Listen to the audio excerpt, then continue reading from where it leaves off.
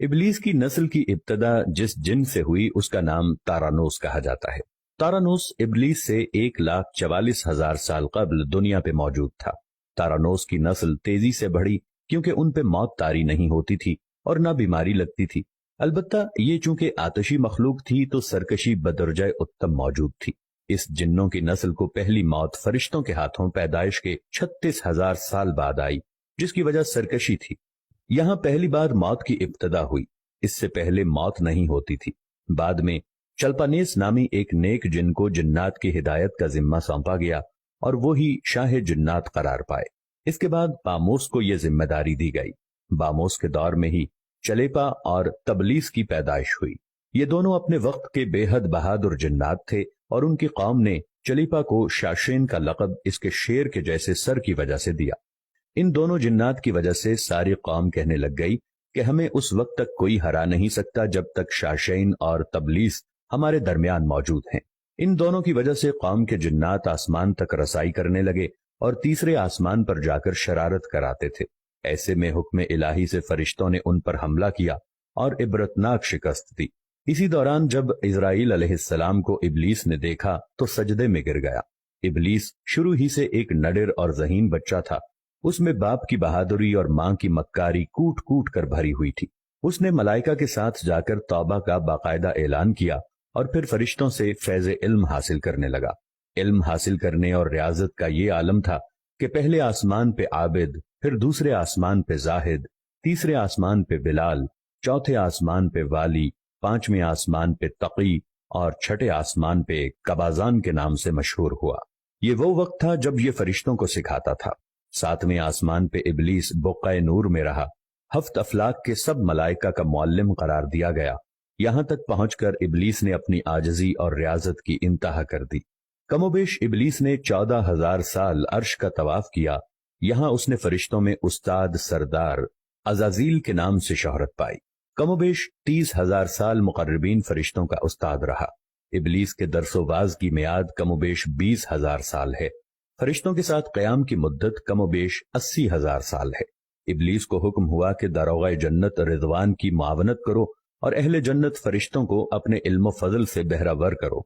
यूं इबलीस को जन्नत में दाखिले का परवाना मिल गया और जन्नत में भी अपने इल्म से दारोगा जन्नत रिजवान को सैराब किया और यूं जन्नत और रिजवान की कुंजियां इबलीस के पास रहीं। रिवायत के मुताबिक इबलीस 40,000 साल तक ये फर्ज खजानची अंजाम देता रहा। यही वो मकाम आला तरीन जन्नत रिजवान ही था जहां इबलीस ने पहली बार बादशाहत के ख्वाब देखने शुरू किए। उस वक्त इबलीस के पास हफ्त इक़लीम, अफलाक, जन्नत और दोज़ख सबका इख्तियार था और उसने चप्पे चप्पे पे सजदे किए थे। मगर यहाँ पे इबलीस आजिज़ी से पहली बार भटका और खुद को बादशाह बनाने और रब बन जाने के ख्वाब देखना शुरू किए। कई मलाइका के सामने रबूबियत की बात भी की, मगर मलाइका के इनकार के सबब चुप हो गया और यूं निजाम चलता रहा। मगर इस सब से अल्लाह ताला की जात बेखबर न थी। फिर आदम अलैहिस्सलाम की तख्लीक का मरहला आया जिसके कुरान मजीद में वाक़यात बयान हुए हैं।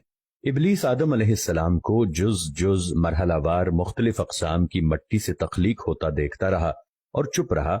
मगर जैसे ही उसे ये मालूम हुआ कि ये आदम अलैहिस्सलाम अल्लाह ताला के नायब हैं तो उसने वावेला किया, इबादत और इताअत का वास्ता दिया।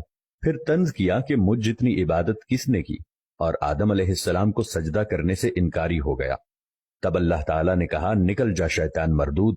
लानती करार पाने के बाद इबलीस ने अपनी इबादत और रियाजत का रब्बे करीम से एवज मांगा, जिस पर अल्लाह ताला ने इबलीस को एक वक्त मालूम तक मोहलत फराहम की, जिस पर इबलीस ने औलाद आदम को सिराते मुस्तकीम से भटकाकर अपना पैरोकार बनाने का दावा किया, जिस पर रब्बे करीम ने फरमाया कि जो मुत्तकी और परहेजगार होंगे तो उनको गुमराह तू नहीं कर पाएगा। इबलीस के इस लानती काम में उसके 5 साथी हैं। नंबर 1, सबर।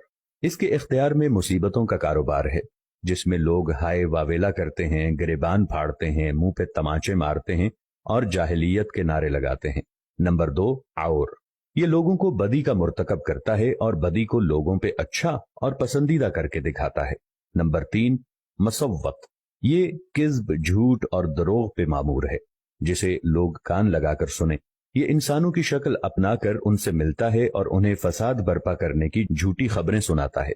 नंबर 4, दासम।